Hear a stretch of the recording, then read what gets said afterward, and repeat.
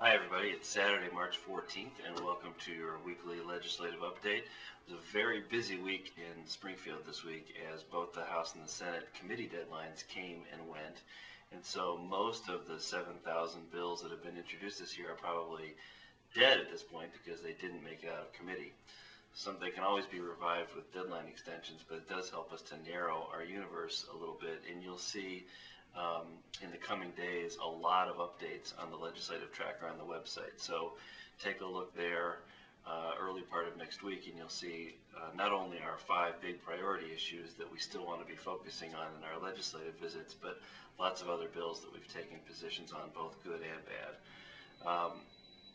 On our priority issues, we did see this week on clean cars, the bills did not move out of their committees, but they each got legislative extensions for both House Bill 422 in the House and Senate Bill 1941, the Clean Cars Bill in the Senate. We saw legislation in the House on natural gas efficiency move out of committee to the floor. That is House Bill 4321 is made it out of committee, so our natural gas efficiency bill is moving. We have the Energy Efficient Building Code now has been introduced. House Bill 3987 is moving in the House. On the carbon cap, we expect next week we'll have specific language amending House Bill 3668 to turn that from a shell bill into a substantive bill. And on the Senate, we've got 2 potential sponsors. We hope to have that ironed out so we have an actual carbon cap vehicle in the Senate next week, perhaps in time for Lobby Day. Lobby Day is on Wednesday, starting on Tuesday for those of you who can get down the night before, so I would encourage you to hope to see you there.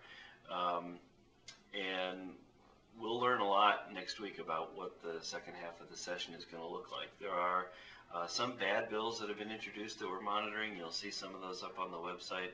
In the energy area, there's this Energy to Jobs Act in the Senate that Senator Claiborne has that we oppose. That did make it out of committee, and it has all kinds of bad energy ideas, from lifting the nuclear moratorium to things related to coal.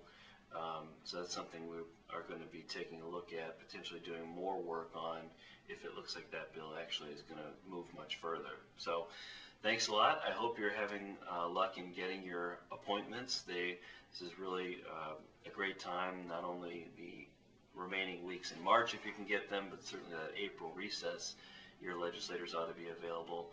And again, we do want to be focusing on those bills that are highlighted in green on the website. Those are our 5 priorities, and they're all alive.